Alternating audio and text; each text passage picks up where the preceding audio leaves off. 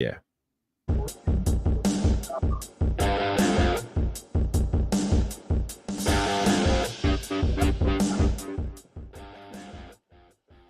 Welcome to Out of the Parx with John Marks. I am your co-host, Sam Stafford, of course, alongside John Marks and the one, the only Maniac Malloy. Don't forget, before we even get into anything, wherever you're watching this, like and subscribe right now. Maniac, what do they need to do? Like and subscribe. Like and subscribe. Like and subscribe. Smash the like button. Smash the like button. We need yous. Not smash the bell, smash the like button. There we go. So, speaking of smash the bell, let's get right into it. Rockies are in town for the Philadelphia Phillies, and it's going pretty well right now. Going well. Yeah. So last night, obviously, Ranger pitched a full game shutout. He has 18 scoreless innings to this point. John, what are we witnessing right now? Man, it's pretty amazing.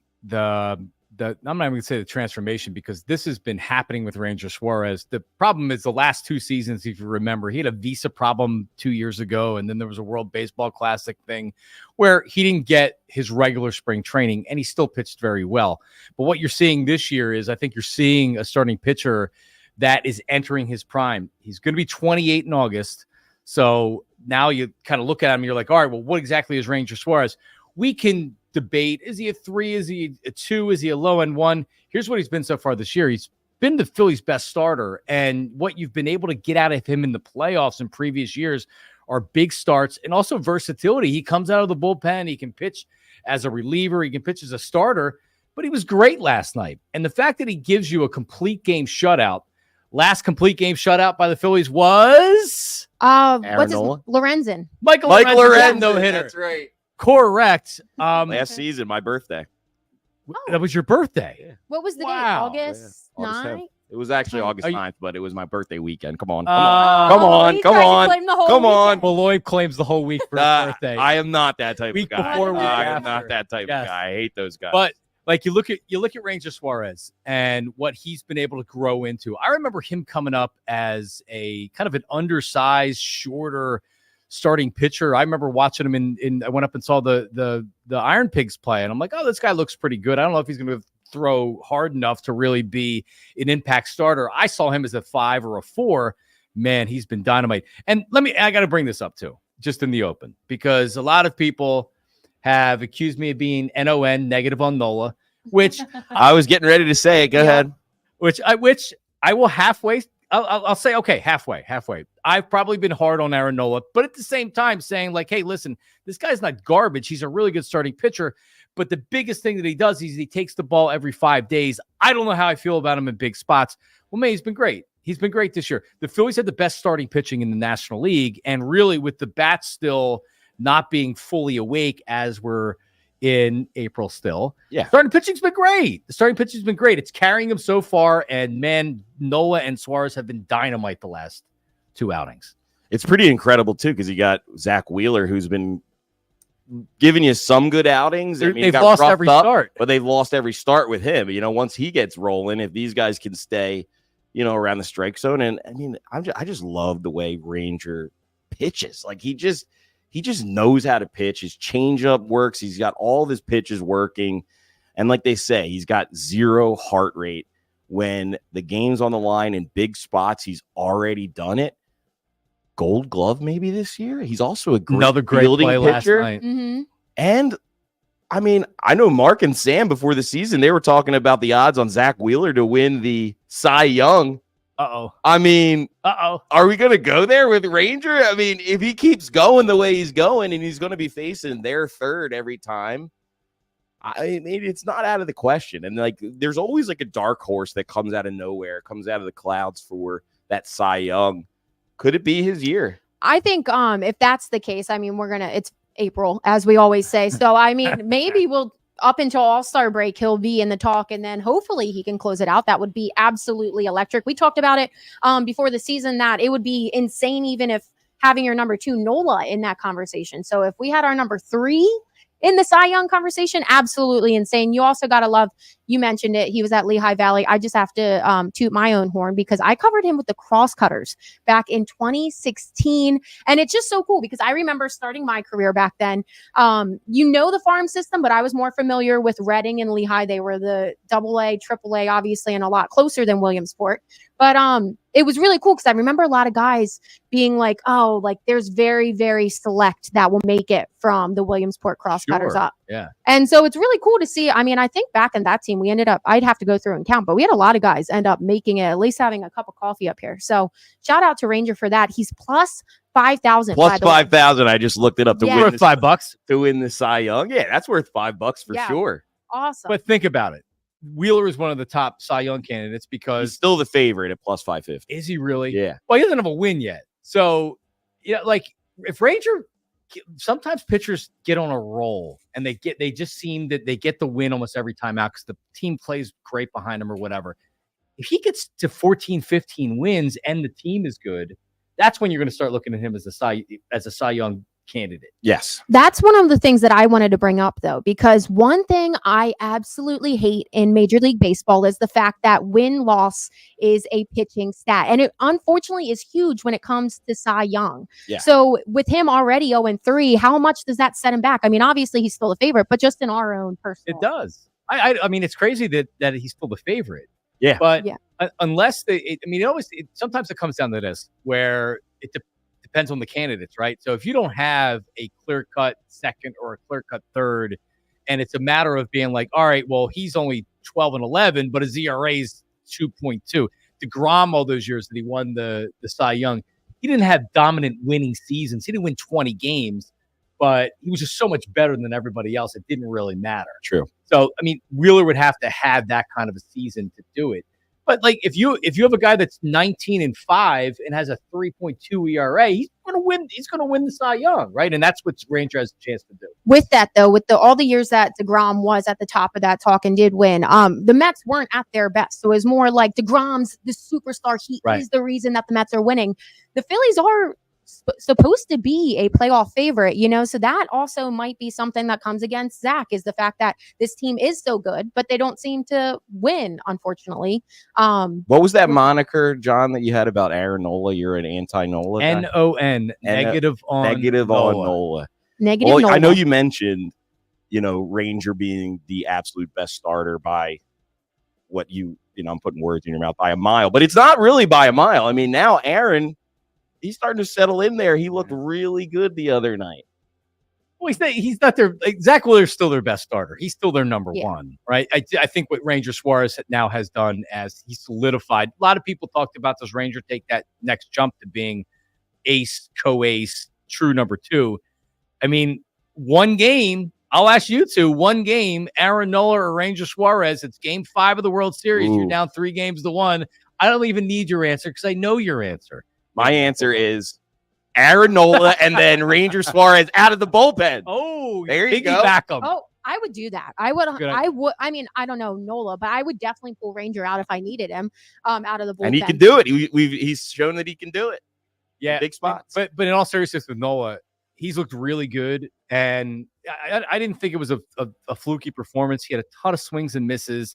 His off speed he was missing bats all night. So he's looked really good so far. Let's face it, guys. The Phillies are going to win a lot of games this year, right? Is it 88? Is it 89? Is it 90? With Spencer Strider going down with the Braves. That's huge. Now you kind of look at the Braves a little bit differently, at least during the regular season. And maybe that does give the Phillies a couple more wins. Maybe they can win the division. Oh, he's back on. He's back I said on. Maybe.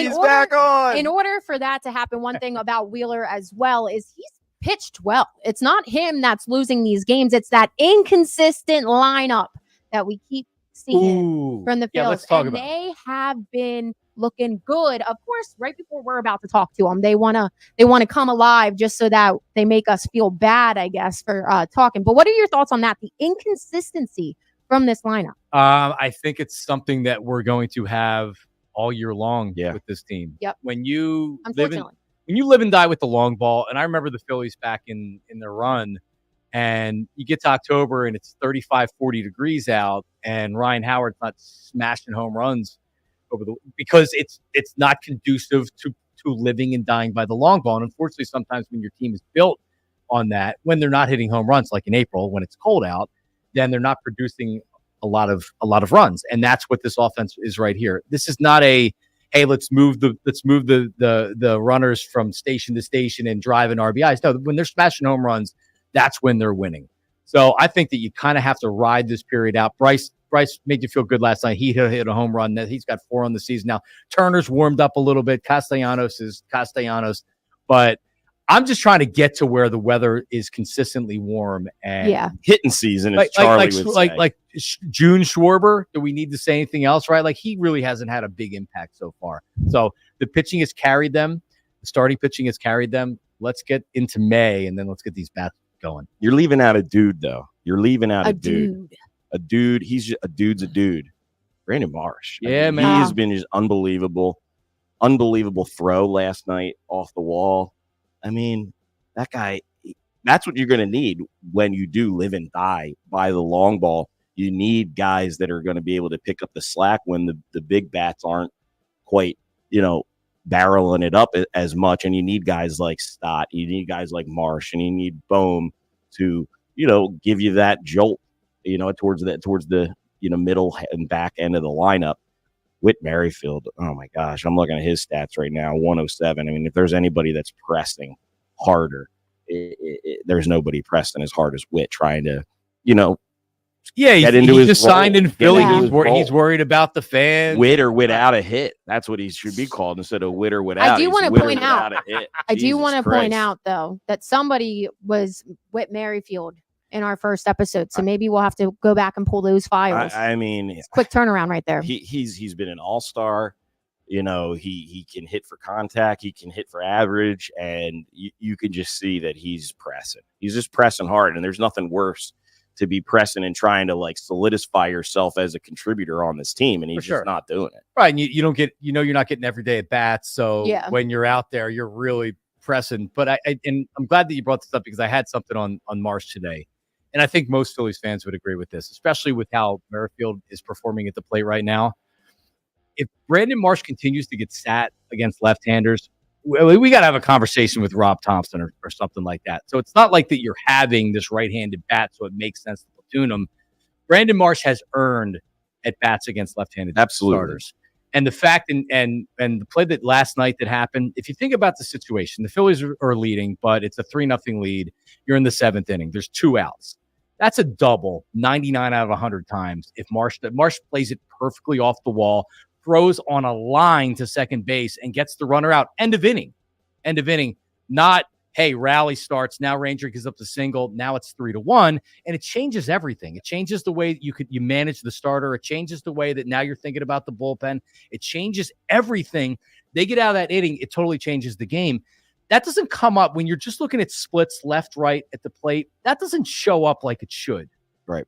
And Brandon Marsh, just for his base running, his aggressiveness, the way he plays the outfield, it's worth more than one at bat that maybe you get an extra strikeout because you're going up against a tough lefty. I'm over it. Let him start against lefties.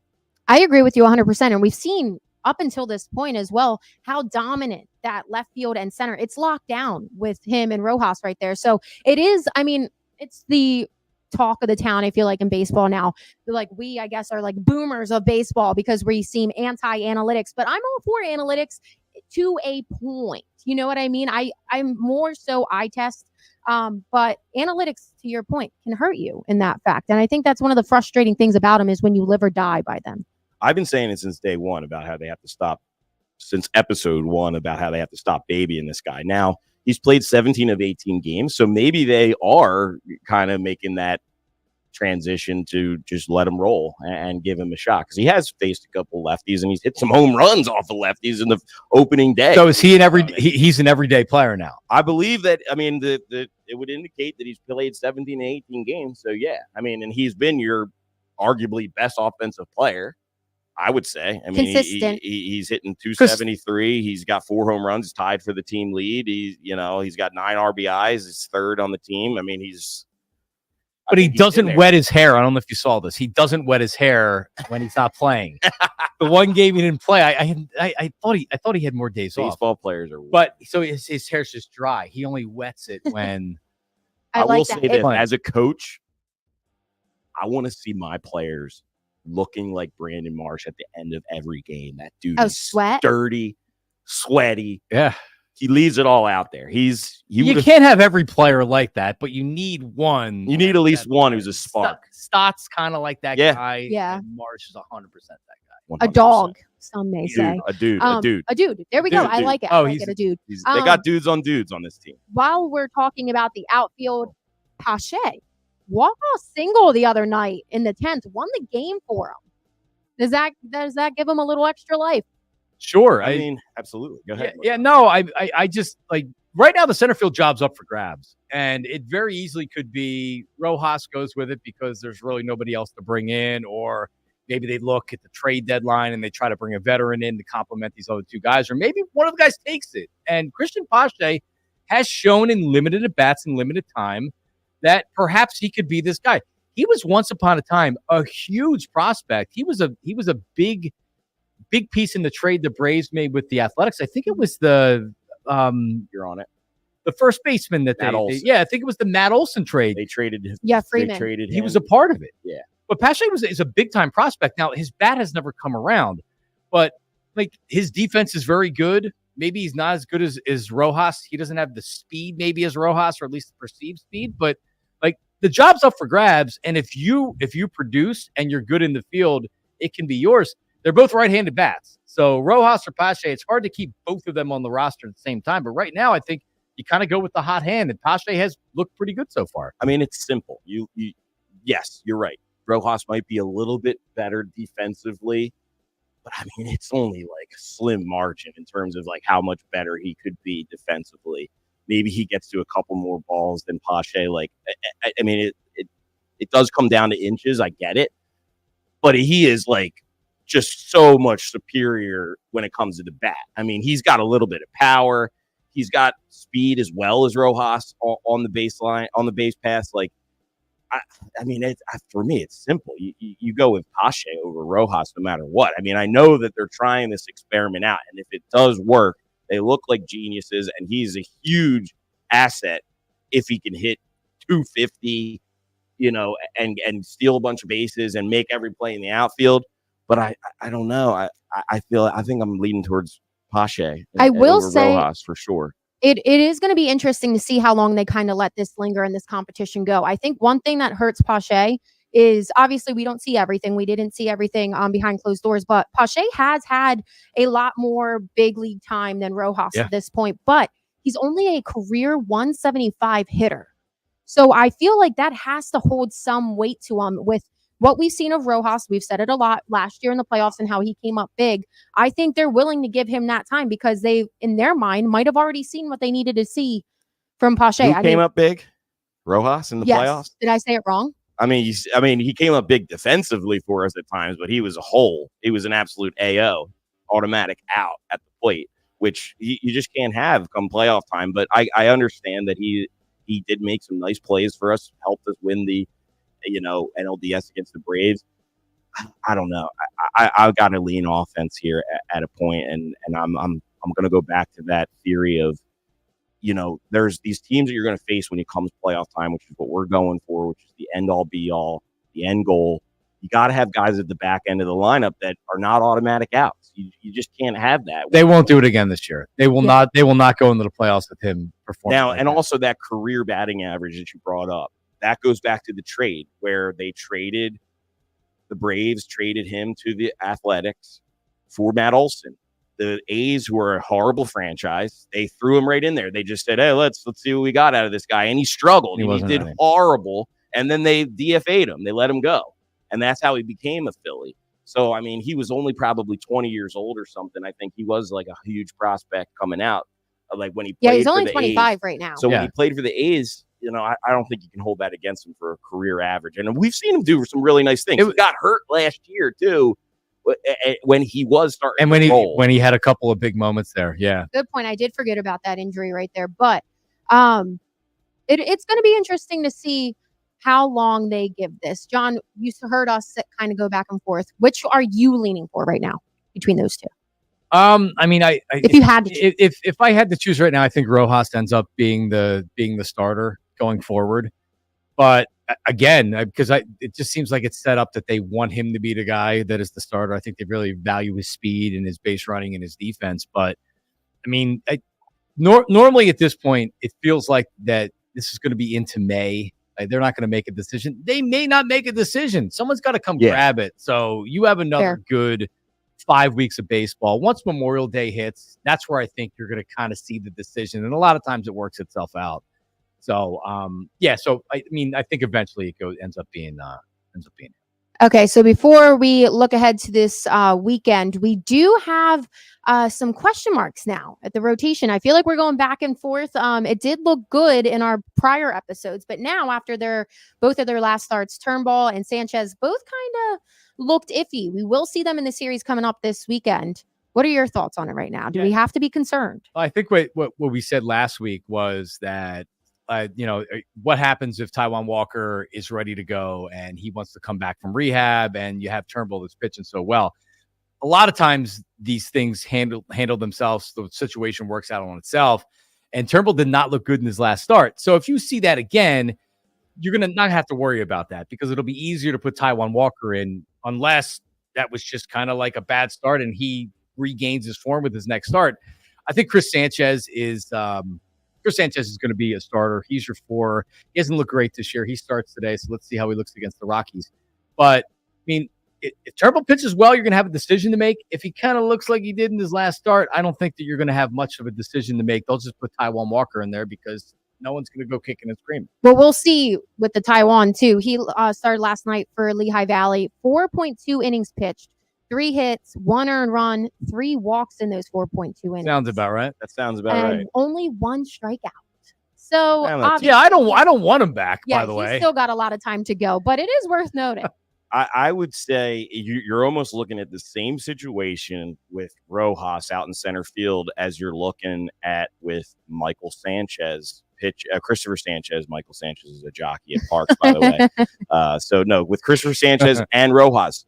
You don't want to send these guys down to AAA. You absolutely do not, because you could lose them. You could lose them for good. You could lose them for the year. They could get all screwed up. They could get hurt down there playing too. So I think if anything happens, you're going to see Taijuan take Spencer's job. Maybe they can go to a 6-man. I don't know. Something to keep in mind too is, like, not to get talking about Zach Wheeler too much, but Zach Wheeler's fastball, there's been a little bit of a tick down in velocity, so maybe a 6-man rotation could help him a little bit, try to, find that fastball again, another extra day off. And it's a perfect recipe today for Christopher Sanchez and also this weekend for Spencer Turnbull. You're facing 2 basically anemic lineups. The Rockies are trying to get out of town today. Sanchez should fare well. And also, the White Sox are, if not the worst, they're top 3 worst teams in the MLB. So Spencer should pitch well and bounce back, I believe. And then we're going to just be talking about this again next week and probably the following to figure out what's going to happen. But with all that money you're paying Taijuan Walker, it's only a matter of time until he's back with the big league club. You got to at least see what you can get from him. Yep, for sure. Before we move on to the White Sox, I have to make sure I get this in because it's definitely worth the mention. How good is JT Realmuto behind the plate and as a catcher? He literally won the game for the Phillies, the first game of the Rockies series, with the play that he made. I still don't know how he was able to field it, flip it, and then there's a football collision at the plate with Hoffman. Yeah, but if the Phillies give up that run, that's the top of the 9th inning. The top of the 9th inning, they lose 2-1 because they don't score in the bottom half of that inning. In my mind, he's not as outspoken by any means, but he's just such a Jason Kelsey on this team. And by that, I mean how athletic he is. I mean, he was like a pro or all-star quarterback. Quarterback. All-state. And so he's just such a athletic specimen, and he looks like he's never trying. He sure is. Why that look? Oh man! All the women love him. All the women love him. I'm telling you, I salivated spring training. I was looking at his calves. I even told him, bro, you got the nicest calves I've ever seen. He's a good. I'm like, not saying that as a straight man. The women love his hiney. He's got a nice. Oh yeah, no, good. Yeah, he's good like for- the he's like the you know, not to be too morbid, but he's like the reincarnate of Darren Dalton. Like he's like literally such a carbon copy of him. We go to the beat of his drum. And you know what? The last 2 seasons, he's had really slow starts to the season, right? We've always, we kind of get to about May or June, and we're like, what the hell is going on with this guy? Like as good as he is defensively, the bat's not there. The bat's here right now. It's hot, and yeah, he's just a leader. He's the dude. Yeah. He's just a straight dude. And he's tough as hell. He's tough as nails. He takes a ball in the throat. He's just a badass. That's what I would say about him. He's just a total badass. Doesn't talk a lot.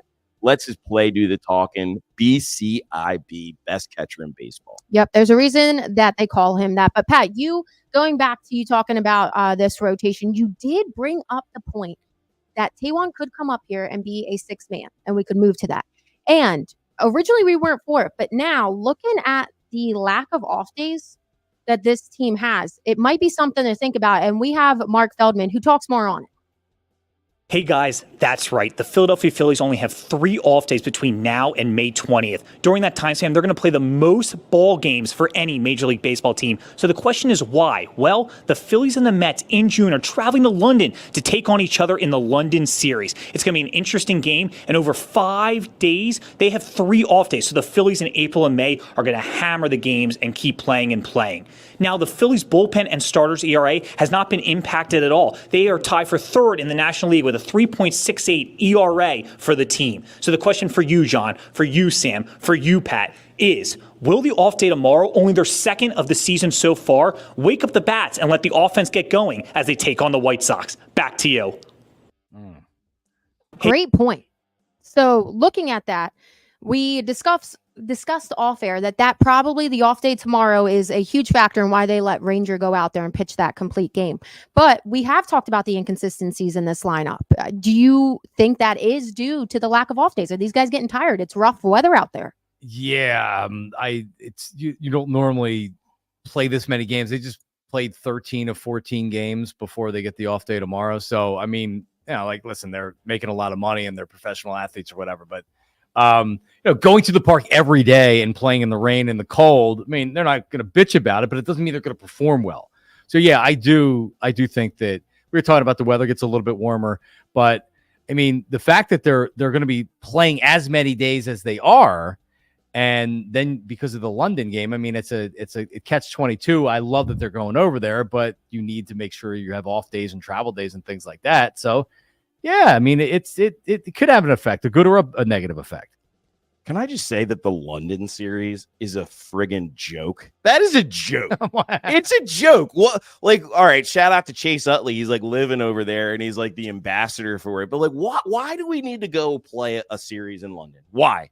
Like, to grow the game over there? Like, they play football, soccer. Like, they don't play baseball over there. And yeah, like, now you're going to have to play all these games. You got a little bit of a more increased chance of injury. For what? So we could play over in England? Like, for who? I don't get it. I don't get it. Also, the games that they've played over there have been ridiculous. They're like 13-11. The ball flies out of there. The stadiums are like they're like hitting out of a bandbox. It's not even like real baseball. And then you come back and I think the records for the teams when they come back from the London series, they're like way, way, way down as they come back and you just fade those teams. So make sure you bet against the Phillies when they come home from London and the Mets especially. I don't get it. I don't get it. I'm not for it. And will this off day, like I'm going to answer Mark's question, wake the bats up? You can hope, but also, you're playing the White Sox. They should wake up. Yeah. Sure. You got a good pitcher on Friday. Garrett Crochet throws gas, and he was a closer for them, and now he's a starter to show you what that means to the White Sox pitching staff. And then Soroka pitches on Saturday. He was good years ago with the Braves, but he kind of stinks now. And I don't even know this guy, Nistorini, pitching on Sunday. So, yeah, you should feast on these dudes no matter what, off day or not.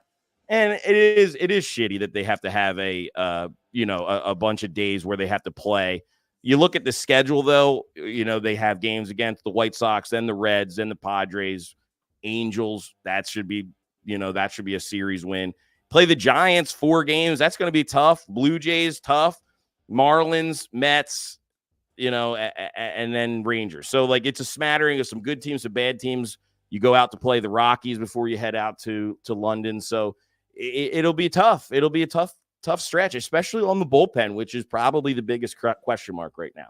I will say, for once, I surprisingly agree with Maniac on that one. I understand you want to grow the game and you got to yada, yada, yada. I understand that. I don't necessarily think the MLB does it in the best manner. And I agree with you, Maniac. Mark said it. You have 3 off days within 5 days, but then they just played 13 or 14 days straight. Right. So it's just, obviously you're playing around with it and you're trying to grow the game, but I just don't think it's worth it. I don't think it's good for the teams. So I surprisingly agree with Maniac on that fact. Yeah, I just think I would love to go watch the Phillies. I love Chase Utley. I will. Yeah, it would be good. Chase, It'd be a cool experience, but yeah, is it good for the team or not? Yeah.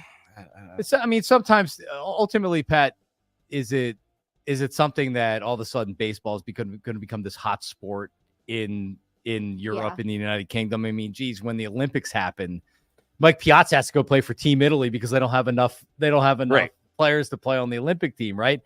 But it's also, I look at it as it's like the Eagles going to Brazil. People are bitching about that. It's an honor to be selected to go to some of these other countries and to play in these international games. Is it necessarily what's good for the team? No, of course not. No. I mean, they started the regular season, the Padres and the Giants, in the 3rd week of March in preseason, South Korea. They came back and had to play more spring training games before they started their season again. That's pretty extreme there. But have them play a doubleheader one of the days. You know what I mean? So that you can at least get more games over a shorter period of time, so you're not missing as many. I mean, honestly, I wish they would do more doubleheaders in baseball as it is. Just to have more off days.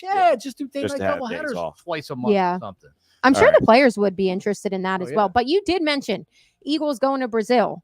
So this is a baseball show, and we'll get back into MLB news. Hey, also, and let me make it a point here. Like and subscribe. If you've been watching so long, like this podcast, this show on YouTube, like and subscribe to our YouTube channel on Parx. Go ahead, Sam. Exactly. So back to the Eagles. They did extend Devontae Smith. And before we get into that, because you brought up Brazil, it's very interesting. So there's something with the Brazil stadium that they banned wearing the color green, but you have the Philadelphia Eagles playing the Green Bay Packers. How do you think that's going to fare out? Neither team actually wear green? Why are they doing that? It's the stadium. They just don't allow. I think it's something with their rival is green, so they do not let them wear green. Well, they better make an exception here with the. Yeah. Do you guys think that they're actually going to hold it with the Eagles? Because granted, I guess you could have the white jerseys for Green Bay and Eagles could go all black, but it's their first game of the season. They could go. Blackout. So there is a little bit of way around it, but it's still annoying that you even have to think about it. They're banning the teams from wearing them. Yes.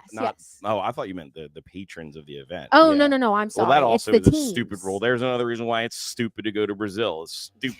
Just play these games in the United States, for God's sake. You know what you got to do for the Brazil game, guys, and we should actually do it here, is instead of going to Brazil and spending all that money and not being able to wear green or watch your team wear green, maybe let's just do a little Brazilian drink and food during the game. Have a little cross country.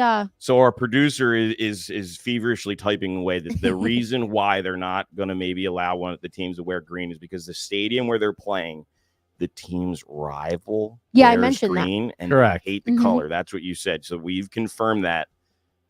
In fact, some guy named Joe, his name is literally J-O. He's not a J, but J-O, who played for the team. He wore green cleats during a game, and they fined him. The club fined him for wearing the cleats. It's an informal ban that they threaten the players and everybody else not to wear. Wait, so that goes to AJ Brown, who always wears the bright highlighter green so his daughter can see him. I would make sure if I was the NFL that I would have an agreement going into the game that they're allowed. The Eagles are allowed to wear green, and Green Bay is allowed to wear. You know what I'm going to call here? I'm going to call it out. Fake news. This is fake news. It's just to rile up Philly fans, specifically to rile up the Phillies fans. But something else that also got us riled up is the Devontae Smith extension. How huge is that. Now you have Devontae Smith, A.J. Brown, Jalen Hurts, all until 2028 at least. Yeah, I mean, I think obviously it's a great signing, and isn't it nice to be a fan of a team, especially the Eagles? And I grew up with the Eagles, where this isn't something the Eagles did. They let Reggie White leave. Yeah. They let Keith Jackson leave. They pretty much anybody that wanted to become a free agent, because that's when it started, free agency. They just let them leave because they didn't want to pay them. And now you look at the Eagles and look at what's going on down in Dallas with Jerry Jones. CeeDee Lamb isn't signed. He's going to play on his 5th-year option. Micah Parsons isn't signed. These guys aren't getting the big contracts. And it's something that Cowboys have done consistently. They did it with Dak Prescott. They franchised Dak Prescott. Right. So now he has a cap number this year of $55 million, Dak Prescott. And because they won't give him a new deal, they have to pay him that much money, and it prevents them from signing any other guys. Is there ever ever a problem with the Eagles? Not of recent. Do the Eagles ever have a problem of signing guys? Better for worse, Carson Wentz got signed early. Jalen Hurts got signed early. Donovan always got signed. Other than T.O., which it's 20 years ago now, and they should have given him the money, the Eagles sign everybody. Right. They don't have their star players that aren't signed. So, like, tip the cap to Howie Roseman for getting it done. But Jeffrey Lurie, because really this is what it's about. As long as you're willing to put up money now, you can make these contracts whatever you want to, but you got to pay them now. Right. And Jeffrey Lurie pays everybody.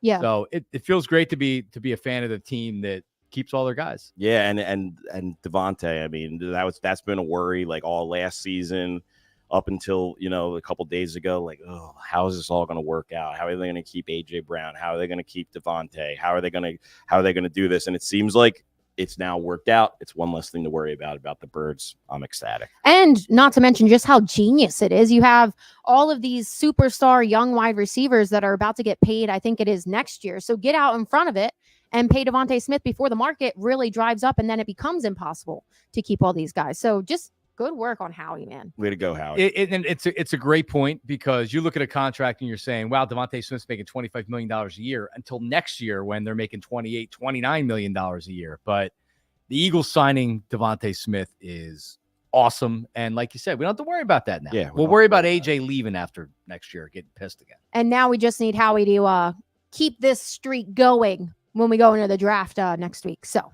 we're counting on you, Howie. But looking over, we have some more things to celebrate as of now in Philadelphia, and that is the Philadelphia 76ers. And Parx Casino is the presenting sponsor of the playoffs. So go Sixers. We will be there tonight. Yes, we will. Yes. So I'm terrified. I'm absolutely terrified going into the night. The Heat, Jimmy Butler coming back. How do you guys feel about that? Pat said he's terrified. I'm quick to tell you, terrified, absolutely terrified about this scenario. It puts some weight on my chest. I think the Sixers always put the weight on my chest in playoffs because you can't really count on them. Not so far. Yeah. So surprisingly, I'm positive John on this one. There we go. Bringing it in for the team, John. So let me say this. I hate Jimmy Butler. I don't believe Jimmy Butler. I'm not they should have signed Jimmy Butler. Screw Jimmy Butler. And the fact that he manipulates Joel Embiid, and we've seen this in previous years, he manipulates Joel Embiid to where Joel's like, oh, Jimmy's my friend, and oh, Jimmy. And remember after the last playoff series against the Heat, afterwards Joel Embiid came out and talked about how they need to be tougher and they need to get tougher players. And he was talking about PJ Tucker, who was on the Heat. And it was pathetic because, like, you be tougher, dude. Your teammates be tougher. So screw Jimmy Butler. And I really think for the Sixers to kind of get on a run here, all these previous years we've looked at the Sixers when they were the number one seed, when they were favored to win series, and they always came up small. How about the year that no one has an expectation of the Sixers, where they have a play-in game and it's like, oh, Jimmy Butler, playoff Jimmy. Like, no, how about this? Screw Jimmy Butler. The 76ers are coming out tonight. They're going to beat the Heat because they're a better team. And then they're going to get a good matchup in the first round of the playoffs. And if it happens. And then, well, like they're beating the Heat. And then they're going to beat the Knicks. The Knicks are a good team. This is the year that the Sixers make a little bit of a run here. I feel good about this. This is the Sixers year that's equivalent to the 2017 Philadelphia Eagles. Bam. And that's great. I love it. The expectations are not as high as they have been in years gone by. Sometimes that helps. And, they're calling for a legacy game tonight for Mr. Joel the Process Embiid. I think it happens. I am terrified. I'm scared. I do not want to, if we lose this game, oh, man, it could get hairy. especially for us here at Bet Parx. But anyways, yes. So I think a legacy game is in the works for Joel Embiid. His over-under on points on the Bet Parx app is 35.5. That's a lot of points. 35.5.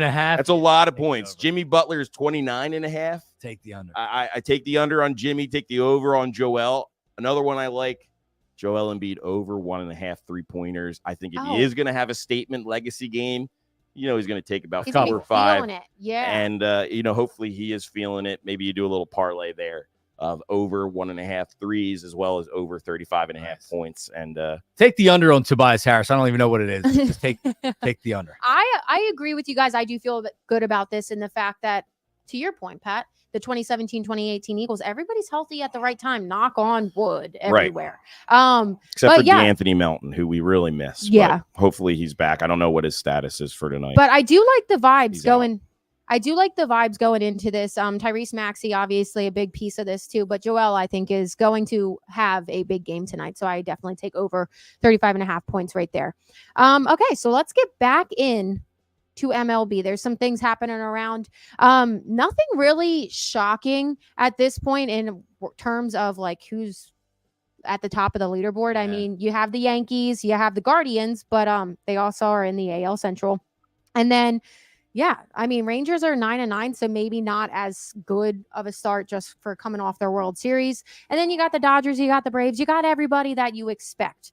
So anything really standing out to you guys? I mean, I'll just say this. The Yankees being one of the hottest teams, if not the hottest team in baseball, as much as I really despise the evil empire that is the Yankees, it's great to have the Yankees be good. It's good for baseball. I think it's really good for baseball. They're a fun team to watch with Soto on that squad. And, the AL East is probably the most competitive division aside, that there is with the Blue Jays, the Orioles, and the Yankees. So that's good for baseball. Keep an eye on the Yankees as a team to bet as we head into the summer and the dog days. I'm happy that they are actually very good because I think it is good for baseball. Yeah, they've lost a couple games in a row as well. So hopefully that because I agree with you. I've never really hated the Yankees, and when the Yankees are good, baseball's good, and they really haven't had they're playoff contenders every year. But has anybody really had the Yankees as a true World Series contender? It's been a while since they've really been there. So this is maybe the year where they have a different feel and a different look to them. And Soto does give them a different look to them. I have a Yankees, Phillies to avenge the 2009 World Series. This World Series would. Who would Joe Girardi cheer for? Absolutely electric. It's obviously the Yankees. But I have a question for you because you guys said that you don't really hate the Yankees, but they are literally the AL version of the Dodgers. So do you feel the same about the Dodgers? Like both teams literally just have whatever money they want. I would say Dodgers are also thing good. About the thing about the Dodgers is that we should hate them a lot more than we do because of our past. When we had to play the Dodgers all those years in the 1980s, really the 70s and the 80s, they were a big rival to us, and it seems like people don't really care as much, and I think we do need to start hating on them a little bit more than we do, and especially with the Shohei Ohtani baloney, I think you should be. And they stole Yamamoto from us. He hasn't. Which we can thank him for. But here's why I don't think the Dodger thing is like a quote unquote like big rivalry. We really played them in the postseason. The years you were talking about in the mid to late 70s, the Phillies couldn't beat them. Right. So it was easy to hate him. You had the Black Friday game where Greg Luzinski was left in the game and he was terrible out in left field. Right. He made a fielding error. But the Phillies have gotten the upper hand back in 08 and 09 in the NLCSs, but we haven't really faced them outside of regular season games. So, I mean, I don't know. Like, I like organizations that, and yes, they spend a ton of money. They also produce a ton of their own talent. They're not like, when I started to hate the Yankees was when they moved off of Brocious and Tina Martinez and Paul O'Neill, when those guys got old, and then they just tried to buy the World Series. I don't like the buy stuff. It hasn't worked for them. They've bought everybody in the last however many years. They haven't won a World Series since 2009. So like the Astros did a great job of drafting and developing. So I obviously hate the Astros for the cheating, but they're well-run organizations. Okay, fair. I agree with you on that part, and we haven't faced them. Yeah. I was going to say it'll be different this year, possibly. That'll be hate if week. we have to go Hate through week, both yeah. of them. Yeah. Okay. So moving right on, we got our rapid fire where we just get John to wrap up his final thoughts on a few things that we talked about during the show. So, John, how concerned should we be for this Phillies rotation? Oh, you shouldn't be concerned at all. Top three you're looking at right now. And remember, this is without Zach Wheeler having he's pitched well. He's pitched better than his record, but this is without Zach Wheeler looking like the Cy Young Zach Wheeler. Ranger Suarez, Aaron Nola. And yeah, there's question marks with Sanchez and with Turnbull now, but the fact that you do have Taijuan Walker at the back of end of your rotation as a possible sixth starter, it gives you a little bit of room for depth. You have some younger pitchers down in the minors that, heck, if you needed to bring them up, you could possibly bring them up. But as long as you're 1, 2, 3 or as good as the Phillies top three in the rotation is, I'm not worried about the rest of the rotation because I think the other guys will be good enough. But if you get that out of your top three, you're good. Is Christian Pache going to be the center fielder by May 1st? I would say no. I don't think by May 1st it's going to actually be able to be figured out. Maybe this season is even something that goes up to the trade deadline. But if neither player really pulls ahead, and I'm talking about Rojas and I'm talking about Pache, I think what you're going to see is a continue of going with the hot back, going with analytics maybe against particular pitchers. So I think you're going to see a mixture of Pache and Rojas starting probably until June, until they figure it out. We saw the standing O work for Trey last year. What can Phillies fans do to get Castellanos back on track? No standing O, please. Here's the thing. I don't think that Castellanos would get or understand the standing ovation, even though it really happened last year and it's relatively easy to see, or it wouldn't have the same effect on Castellanos. Honestly, I don't know. He'd be pissed off. That's what I'm saying. It might. Like, you guys are losers, lame ass. I don't need that. Yeah, no, I think it might point him in the wrong direction. Yeah, it might even get more inside of his head. He's a complex player. He's a complex dude, and you can tell when he gets his own head. Maniac Malloy sent the picture there tonight to our group chain of him swinging at a ball that was literally 6 feet outside. Well, he checked it. It wasn't even in the other batter's box. It was outside of the other batter's box. When he looks bad, I mean, he looks bad. It goes to show you that he's up there with no real plan, and while the ball is about to be pitched, he's being like, should I swing? Should I swing? Should I swing? Should I swing? And that's a tough way to live. So we're open for suggestions. I wish I had a better answer, Sam. I wish I had a more concrete answer. I'm still trying to figure out how we can get to this guy. So maybe we leave it to you guys. Give us your thoughts on what we can do to bring back Castellanos. And the Masters were this past weekend. And Tiger Woods, dead last. Is he done? Should he just hang it up and root for his son? Well, yes. And and also, if he wants to keep playing golf, I don't really care. I'm not a golf fan. I had no interest in watching the Masters. Sometimes I'll tune in if it's an interesting story in the final day, the final 9 holes. That didn't happen. But I am still ill and nauseous from hearing the national commentators, whether it's on TV or radio, the day after the Masters being like, oh, there's still going to be that year where Tiger comes back and he's still got a shot to win another Masters and he's just got to get healthy. And he wasn't healthy. And all the excuses for Tiger Woods, he finished dead last in the Masters. I don't care to pile on him because that's what he is right now. But to act like Tiger Woods is going to be coming back to being the Tiger Woods we saw 10, 15, 20 years ago, it's not going to happen. And quite frankly, it's pathetic that these commentators have to rely on the Tiger. I get it. It wasn't a great storyline at the Masters, but can we stop with Tiger Woods? He's not coming back, people. Sorry. All right, John. Well, you know what time it is. The last 5 minutes of the show. It's time to go out of the parks with John Marks. Phillies, White Sox. This weekend, give me one player that we can bet Friday, Saturday, Sunday to hit a home run. Well, listen, you saw Bryce go deep last night, and he really hasn't been hot at the plate. So here's what I'm going to say, all right? Because I think it's easy to say to Bryce Harper hit a home run. Kind of look at the weather and see when the best day is going to be, night is going to be with weather-wise. Put something on 2 home runs in a game for Bryce Harper. 2. He already had 1 multi-homer game. When he gets hot, he gets hot. Yes. He's hitting the ball hard. He is. The exit velocity's there. You saw him hit that home run late. So I would go Bryce Harper 2 on one of the games. Why not? Doubling down on Bryce Harper. All right. As always on the BetParx app, we have a 25% live profit boost for you every Wednesday on BetParx. Here's one I'm going to give you guys. Take a look tonight at the Oakland Athletics versus the Nationals game. You got Blackburn pitching for the A's, looked really, really good in his last start. Steven Matz pitching for the Nationals.